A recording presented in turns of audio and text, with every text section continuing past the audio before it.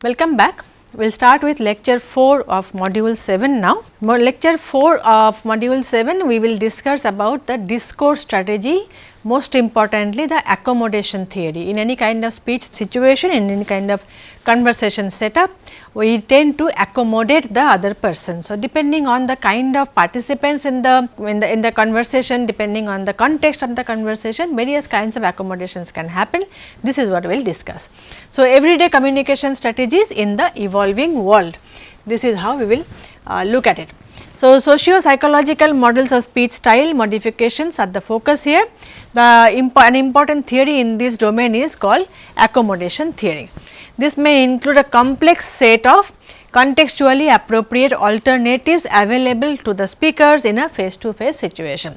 In any given speech situation, there are multiple possibilities that the participants in the conversation might use. So, those are the ones that we will discuss. The main idea behind accommodation theory is that in a conversation we tend to adjust or accommodate.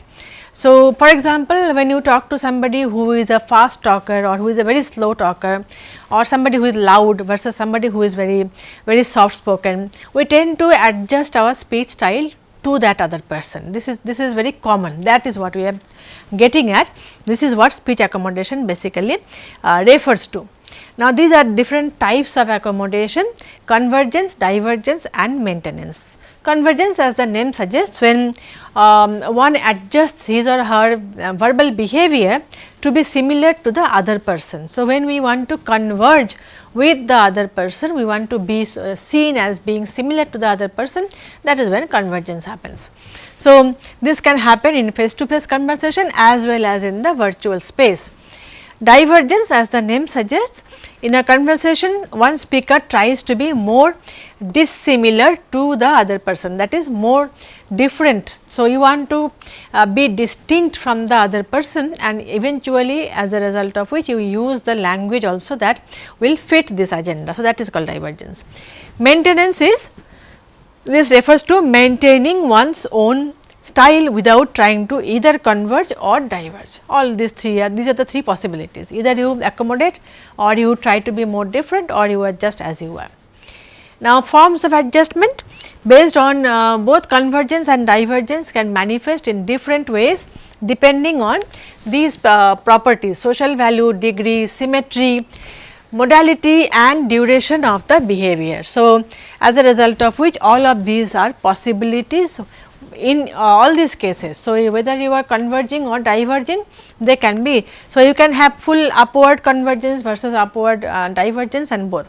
So, upward, downward, full, partial, symmetrical, asymmetrical, unimodal, multimodal, short term and long term. These are the parameters through which we can study or we can understand convergence, divergence or maintenance.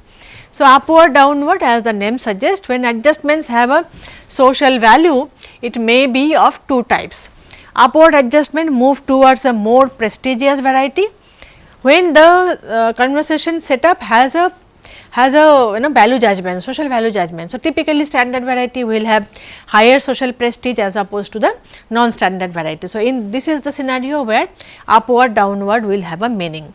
So, the more prestigious variety of speech, whereas downwards is towards the less prestigious ones. Now, this may play out in, as I said, standard, non-standard varieties, native, non-native varieties, class varieties and so on and so forth. So, wherever this kind of hierarchies exist, automatically you have an option of going either higher or you have the option to go lower.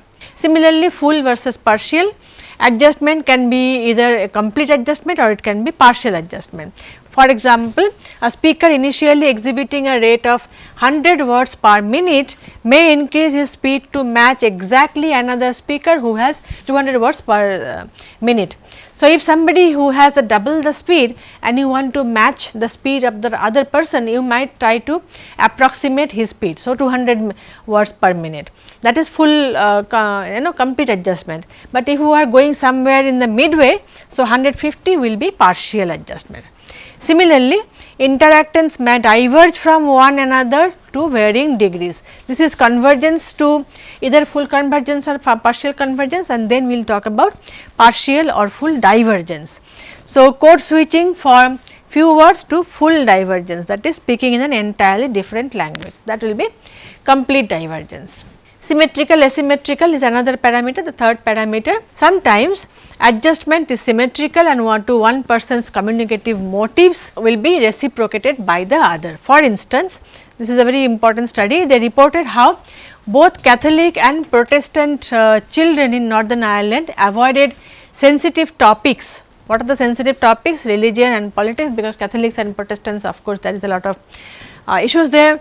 So, they avoided discussing those things during inter-religious conversation, citing this as a way to avoid conflict.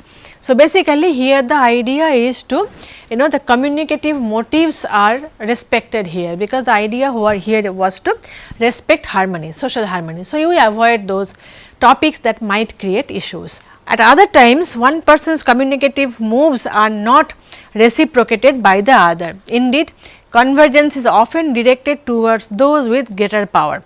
Sometimes we reciprocate. So, the first example is that of reciprocating behavior by both the groups. So, both of them avoid sensitive topics. Sometimes one person adjusts to the communicative goal of the other person. So, that is when you have asymmetrical. So, if you are converging upward to the more prestigious form, then it is asymmetrical. Unimodal versus multimodal. Adjustment on some communicative features does not necessarily mean the speaker will adjust on all available variables and dimensions. So, that is why we have unimodal versus multimodal. So, for example, unimodal will be case where only a single dimension like accent. So, we do not change the entire speech, but we just simply change the accent to match the other person. So, that is when it is unimodal. But if you change everything, for example, accent, posture, eye gaze, everything if you change, then this is multimodal change. For example, in a study on Welsh participants, it was seen that they responded to a threatening English person. So, this is the Welsh on the one hand, English on the other hand, English person by only broadening their Welsh accents, thus engaging in unimodal divergence. So, Welsh and the English, they have their old issues, long term problems. So, the Welsh person was trying to diverge from the threatening English person by just broadening their Welsh accent, only one modality, that is accent. That is, this is divergence, but only on one modality. But some other participants who broadened their Welsh accents as well as introduced Welsh vocabulary into their responses were engaging in multimodal divergence. So, they were diverging on more than one variable. Then short term versus long term adjustments can also vary in its duration, as the name suggests.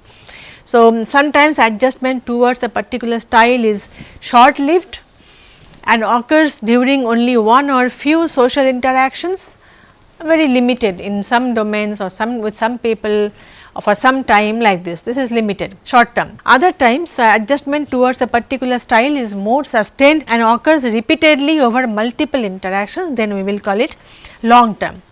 For example, study covering accommodation among unacquainted male roommates over the course of an academic year found that mutual convergence not only increased over that period, but also was resistant to decay across breaks in the exposure.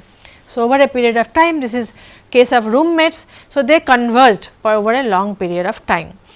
That is an interesting study. Psychological congruency, this is another parameter. This refers to the congruency between psychological and linguistic accommodation. For example, in cases of role discrepant situations like interviewer and interviewee, dissimilarities are expected and appreciated. Hence, the interviewer may adopt a more cooperative communicative style, which is basically divergent as opposed to a direct interrogation style. But this means here is that in a situation where the two persons who are part of the conversation have their roles are very different. So, somebody who is interviewer is obviously in a higher position than the interviewee. As a result of which already they have a divergent, the speech styles will be different, the social structure, whatever the social structure expects. Now, dissimilarities as a result are expected and appreciated. Now, if the interviewer adopts a more cooperative communicative style, he will be diverging. So, even when the intent is cooperation, you can still diverge. So, divergence does not only mean to make yourself different, but cooperation may also lead to divergence, that is the idea. Similarly, psychological divergence can sometimes be enacted precisely through linguistic convergence. While divergence may signal cooperation, sometimes convergence may signal the opposite, that is what we are trying to say.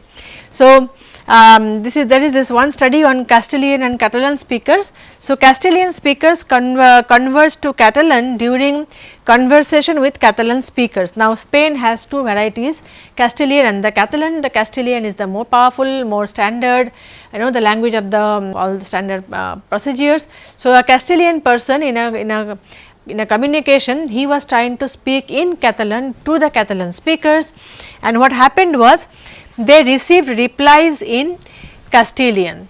So, the Catalan speakers made it very clear that you are an outsider, you are an out group member, not an in group. So, they signaled by answering in Castilian to the Castilian who was trying to speak to them in Catalan. So, here this is very interesting, because they are trying to by converging on Castilian, the Catalans were showing the divergence rather than the. So, converging on linguistic parameters, but diverging in the psychological congruency factor. So, they were not trying to be similar at all. They clearly signaled by converging on the Castilian speech that you are outsider. So, both of these are possible. Motives of adjustments. Our communicative adjustments are motivated both consciously and automatically, both are possible. This means that we sometimes automatically behave a certain way due to primarily reasons of identity.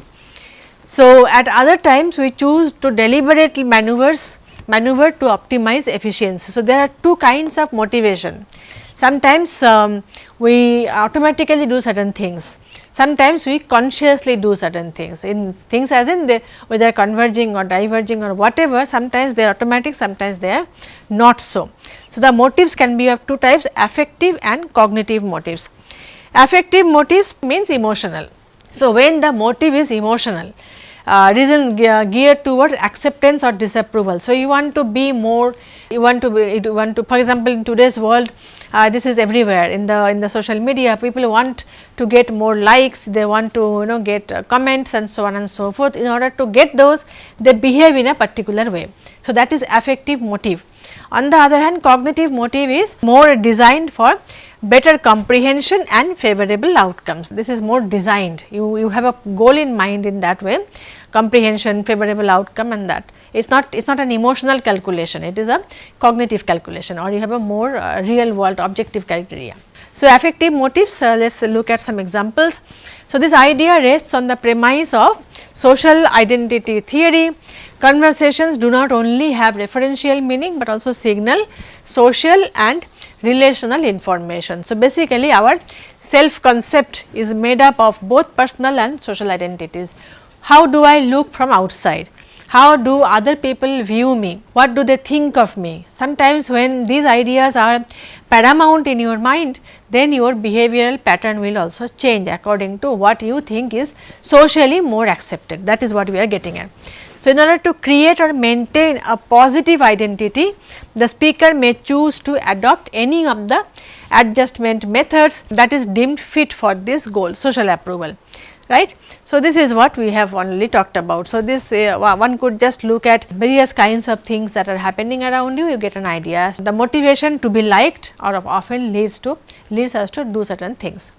Conversely, divergent adjustments might signal a desire to appear distinct. Sometimes you want to signal your distinct identity, you do not want to be like somebody, you do not want to be liked also, you want to appear separate, you want to appear distinct. That is when you use deliberate use of certain kinds of markers in language, that is to show dissent and so on. So, this is another kind. So, the positive affect and the negative affect both happens. On the cognitive sides, the cognitive motives, here the goal is primarily to improve effective communication and comprehension. It is not about being liked or disliked, it is about how effective the communication process is, how effective the comprehension is. Thus, converging style is often used to achieve this goal. Converging style in this case increase predictability, thus lowering the cognitive load in the conversation. For example, this.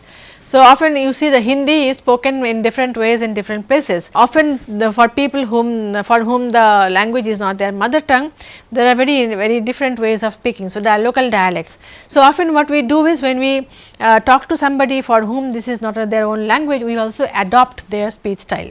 So, as a result of which what happens is that comprehension, because they may not be using the so called standard variety in their day to day life, but they use a local variety. So, if I use the local variety with them, chances are higher that I will be understood more easily, thereby lowering the cognitive load for both me and the listener. So, that is the idea here.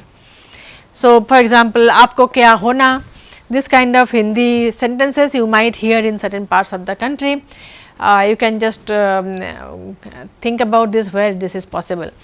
Aapko kya hona, हम किधर भी जाएगा आपको क्या. This is not how the way Hindi is spoken in certain parts, certain areas. So, we do not hasten to correct them or to make it a point to speak the standard form, because that is immaterial. The main goal of the conversation is to put the message across. So, whether they are speaking the standard style or not does not matter. This is the case. Divergence may also be used to achieve the same goal of effective comprehension. An interesting take on this is by this particular study in 1982, where they mentioned that one may slow down the speech rate excessively to recalibrate an overtly fast talking partner. The divergence also happens. So, sometimes because the second person is speaking too fast, you might slow down your own speech rate just to recalibrate, because expectations probably are that the other person will also follow suit. Similarly, therapists decrease the amount of speech in order to accommodate or encourage the patient to talk more. This is also common. Sometimes non-native speakers deliberately self-handicap in presence of native speakers in order to signal that any misunderstanding or mispronunciation etc., may be attributed to lack of knowledge rather than malevolent intentions. That is why whenever we discuss about any kind of discourse strategy, any kind of this kind of conversation strategy, we have to also keep in mind the context within which this is done. So, non-native speakers may know the language very well, but they deliberately self-handicap, they deliberately make some mistakes in order to make a point that even if there are some problems, it is because I do not know enough, it is not out of any malicious intentions. That is the idea. Outcome of adjustments, that can also vary. So, there are different domains within which we study them. Primary outcome is evaluation of the speaker and the communication itself. More specifically, there are these three types: general patterns, multiple meanings and perceptions and attributions. General patterns, we can talk about it in this way, that convergence elicits positive evaluation and divergence elicits negative evaluation typically, but again this is context dependent, but this is the pattern. Multiple meaning, a conversation may entail multiple social meanings and accordingly speakers may have different perceptions about the same behavior. And then perception and attributions, evaluation of convergent or divergent adjustments depend upon how they are perceived, because this will depend on the participant, this will depend on the context, many things. So, let us see them in a little bit more detail. So, general patterns, convergent speech pattern tend to elicit a favorable understanding. The speaker is perceived to be more agreeable, attractive, more involved, more credible and so on and so forth, and the opposite happens in case of a divergent pattern. So, due to the perceived value of the speaker because of convergence, more favorable outcomes can be achieved for business, politics and in general social behavior. This is seen most commonly in political scenario. So, politicians they try to, depending on the target audience, they try to speak in a particular way. So, if you depending on the target audience, so if they are going to rural area, often the politicians will pick up the local accent or the speak in the local language and so on and so forth. So, why they do this? They do this to in order to strike a chord somewhere, and that always works. So, if you speak to somebody, being an outsider, you speak to somebody in their local language, it always puts you in a good standing. That is how this is how it typically goes, and that is what we generally see. Similarly, divergence patterns will have a not so positive outcome in most situations. Of course, there are exceptions, but typically this will be considered not so positive. So, evaluation and subsequent actions may differ in severity scale from one case to another, but the general outcome remains the same. For example, if a candidate keeps using fillers like yeah, too often while answering questions in a job interview, the same person can be seen as less articulate or less confident. So, these are general patterns. Multiple meanings is also quite a common possibility in such cases. So, like all things in life, general patterns do not always work. For example, too much of convergence may appear patronizing to some, especially if it covers pronunciation, content and speech rate. However, convergence on few and not all points may be evaluated more positively. Hence, it has been suggested that people tend to have tolerance, a particular tolerance threshold. Now, this optimal level is again a social construct. In what kind of societies you will consider it patronizing, in what kind of social scenario it will not be considered patronizing, meanings might differ depending on where you are and who you are. Perceptions and attributions, again this is easily understandable. The hearer's perception about the speaker depends on how their motives are judged. So, convergence can be judged positively if one is perceived to be keen to empathize, identify with the hearer, negatively if it is seen as a result of pressure of some kind and hence not intentional. So, depending on how your motives are taken by the hearer, perceptions and attributions will change. So, in a nutshell, we can sum this up in this entire section like this. Any conversation setting has multiple dimensions, and often these dimensions are not mutually exclusive and hence might play out together in varying degrees. This makes conversation discourse an interesting case to study, where linguistic and socio-linguistic variables are at play constantly all the time, and there is a lot of dynamic interrelationship cutting across the categories. So, while in one scenario some of the parameters might be taken as positive, another everything remaining same, the context changes and the parameters remaining same, the meaning might be different. So, depending on who you are and where you are. So, as a result of which this gives us a very good place to check out the idea of linguistic structures within the socio-linguistic parameters, or let us say within the larger socio-linguistic paradigm. So, a good place to find this out is to check the social media, various kinds of social media. X is a very good place to study this as to why what is good in for one person in one scenario is considered bad by another person in another scenario. So, I hope this gives you some idea about the various kinds of conversational setup and how we can utilize socio-linguistic parameters there. So, this is where we wrap up this lecture. Thank you.